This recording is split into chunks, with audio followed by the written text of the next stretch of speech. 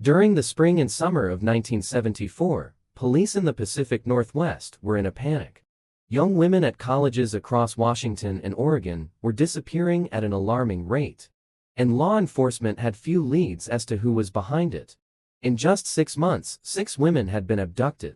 Panic in the area reached a fever pitch when Janice and Ott and Denise Marie Naslund disappeared in broad daylight from a crowded beach at Lake Sammamish State Park. But the boldest of the abductions also yielded the first real break in the case. On the day Ott and Naslund vanished, several other women remembered being approached by a man who had tried and failed to lure them to his car. They told the authorities about an attractive young man with his arm in a sling. His vehicle was a brown Volkswagen Beetle, and the name he gave them was Ted. After releasing this description to the public, the police were contacted by 4 people who identified the same Seattle resident, Ted Bundy. These 4 people included Ted Bundy's ex-girlfriend, a close friend of his, one of his co-workers, and a psychology professor who had taught Bundy. But the police were inundated with tips, and they dismissed Ted Bundy as a suspect, thinking it unlikely that a clean-cut law student with no adult criminal record could be the perpetrator. He didn't fit the profile. These types of judgments benefited Ted Bundy many times throughout his murderous career as one of history's most infamous serial killers, which saw him take at least 30 victims across 7 states in the 1970s. For a time, he fooled everyone: the cops who didn't suspect him, the prison guards whose facilities he escaped from, the women he manipulated, the wife who married him after he was caught, but he was, as his final lawyer said, the very definition of heartless evil. As Ted Bundy himself once remarked, "I'm the most cold-hearted son of a bitch ever." But how did such a monster come to become? Theodore Robert Cowell was born on November 24, 1946, in Burlington, Vermont, to an unwed mother, Eleanor Louise Cowell. From the very beginning, Bundy's life was shrouded in confusion and secrets. For the first few years of his life, he was raised by his maternal grandparents, Samuel and Eleanor Cowell, in Philadelphia. To avoid the stigma of being an illegitimate child, Bundy was told that his grandparents were his parents and that his mother was his older sister. This early deception would have a lasting psychological impact on him, creating deep-seated feelings of abandonment and identity confusion. His grandfather, Samuel Cowell, was a violent and abusive man. He was known for his explosive temper and was said to be deeply racist and misogynistic, which may have influenced Bundy's later views of women. Some reports suggest that Samuel was also abusive toward Ted's mother, contributing to an atmosphere of fear and instability in the household. When Ted was 4 years old, his mother moved him to Tacoma, Washington, where she married Johnny Bundy, a military cook who formally adopted Ted. Although Ted took his stepfather's last name, the relationship between Ted and Johnny was distant. Ted would later claim that he resented his stepfather for being uneducated and of lower status, which created a sense of superiority and narcissism in young Bundy. As a child, Ted Bundy appeared to be intelligent and well-mannered, but there were early signs of troubling behavior. Family members would later recall strange incidents, such as Ted placing knives around his sleeping aunt and laughing when she woke up terrified. Despite these warning signs, Bundy's outward behavior in his formative years appeared relatively normal. He was a good student and excelled in extracurricular activities. However, there was always an undercurrent of insecurity and social awkwardness. Bundy often felt out of place and struggled to form lasting relationships, especially with women. Bundy attended the University of Puget Sound before transferring to the University of Washington in 1966 to study psychology. It was during this time that Bundy began to hone his ability to manipulate and deceive others. He maintained a facade of a well-adjusted, ambitious young man, while simultaneously harboring dark, violent fantasies. In the late 1960s, Bundy began a relationship with a woman known in some sources as Stephanie Brooks. Her real name has never been publicly confirmed. She was beautiful, sophisticated, and came from a wealthy family, embodiment of everything Bundy aspired to be. However, after dating for some time, Stephanie ended the relationship, citing Bundy's lack of direction and maturity. This rejection would deeply affect Bundy and is often seen as a pivotal moment in the development of his violent tendencies. Bundy's breakup with Stephanie Brooks played a key role in shaping his view of women, and may have been the catalyst for his future crimes. He became obsessed with the idea of gaining power and control over women, and he began working on his public image, becoming more confident, ambitious, and charming, in an effort to win back her approval. In 1973, Bundy reconnected with Stephanie Brooks. By this time, he had transformed himself into a confident, successful law student. The two began dating again, and Stephanie believed Bundy had changed. However, just as things seemed to be going well, Bundy abruptly cut off all contact with her, leaving her devastated. This act of emotional manipulation allowed Bundy to feel a sense of power and control that had been missing in his earlier life. By the time Bundy reached his mid-20s, his violent fantasies had escalated. He began stalking women, watching them from afar, and fantasizing about abducting and controlling them. Bundy was adept at compartmentalizing his dark urges. On the surface, he maintained his public image as a charming, intelligent, and socially conscious young man. He volunteered for political campaigns and even worked at a suicide prevention hotline. His ability to switch between these two personas is one of the most chilling aspects of his personality. It allowed him to live a double life, hiding his true nature from those around him. Bundy's first confirmed murders took place in 1974, but it is likely that he began killing earlier. In January of that year, several young women began disappearing from the Seattle area. Linda Ann Healy, a 21-year-old college student, was one of the first to go missing.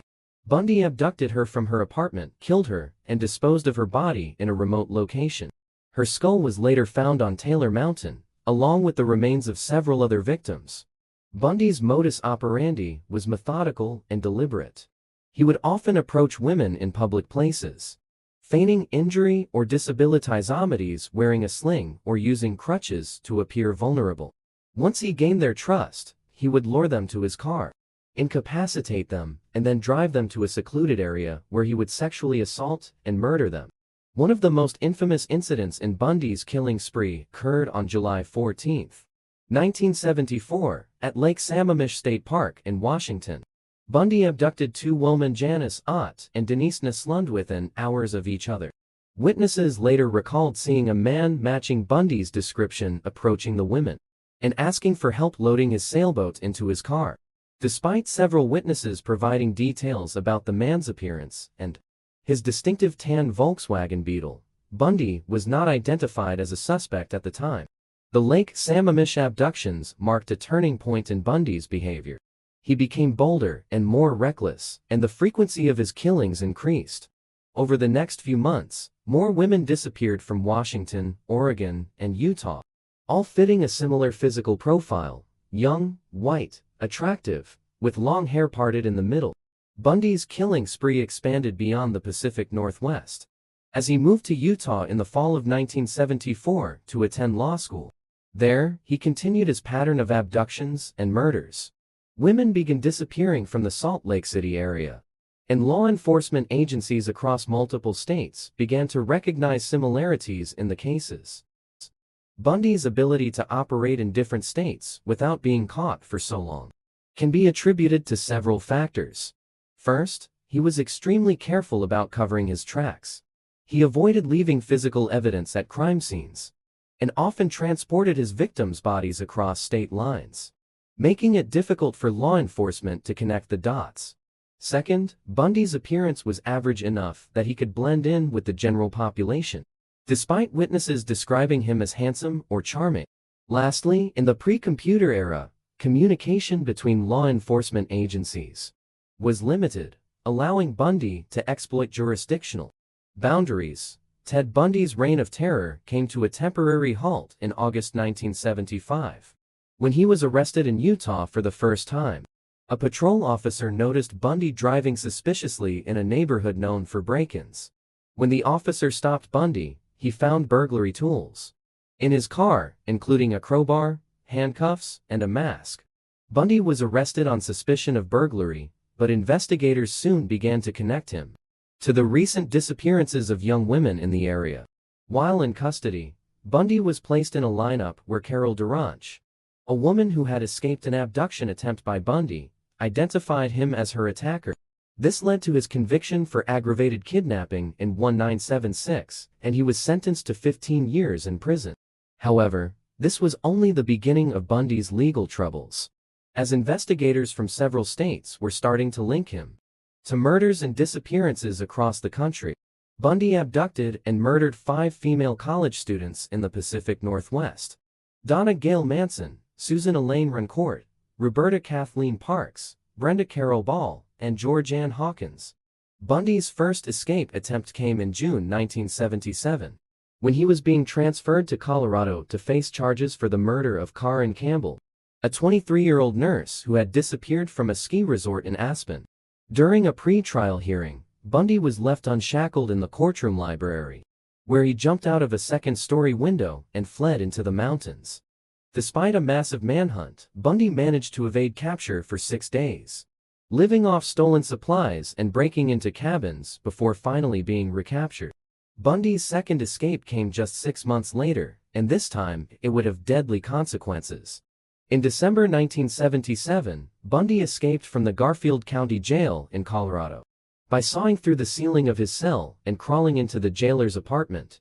He then walked out the front door of the jail and made his way to Florida, where he would commit some of his most notorious murders. In January 1978, Bundy broke into the Chi Omega sorority house at Florida State University, where he brutally attacked 4 women, killing 2 of them: Garrett Bowman and Lisa Levy. Bundy bludgeoned his victims with a piece of wood and strangled them, leaving a gruesome crime scene that shocked the nation. Just a few weeks later, Bundy abducted and killed 12-year-old Kimberly Leach, his youngest known victim. It is believed this final kill is what led him to spiral and led to his final capture. These Florida murders marked the final phase of Bundy's killing spree. By this point, Bundy was becoming increasingly reckless and desperate, and law enforcement was closing in on him. In February 1978, Bundy was finally arrested in Pensacola, Florida, after being stopped for driving a stolen vehicle. Ted Bundy's trial for the Chi Omega murders in 1979 was one of the first trials to be nationally televised, turning Bundy into a household name. His charm, intelligence, and good looks captivated the public, and the trial became a media spectacle. Bundy, ever the narcissist, reveled in the attention, often acting as his own attorney and grandstanding in the courtroom. Despite his attempts to manipulate the proceedings, the evidence against Bundy was overwhelming. The prosecution presented eyewitness testimony, forensic evidence, and bite mark analysis linking Bundy to the murders of Margaret Bowman and Lisa Levy. After a 6-week trial, Bundy was convicted of the Chi Omega murders and sentenced to death. In one of the most bizarre moments of the trial, Bundy proposed to his girlfriend, Carolyn Boone, during a court hearing. Bundy had maintained a relationship with Boone throughout his legal battles, and she believed in his innocence despite the mounting evidence against him. Under Florida law, a marriage declaration made in court in front of a judge was legally binding, so Bundy and Boone were considered married after the proposal. In the years following his conviction, Bundy continued to deny responsibility for many of the murders he was suspected of committing. However, as his execution date drew nearer, Bundy began to confess to more of his crimes, in a last-ditch effort to delay his death sentence. In the weeks leading up to his execution, Bundy admitted to killing at least 30 women, though the true number of his victims remains unknown. Bundy's confessions were often calculated, with him offering information about specific murders in exchange for more time. He provided gruesome details about how he had lured, abducted, and killed his victims. But he continued to withhold information about the locations of some of the bodies, leaving the families of several victims without closure. This was the bizarre case of Ted Bundy, one of the most infamous serial killers in history. Let me know, what do you think of him? And what case would you like to see next? Till next time.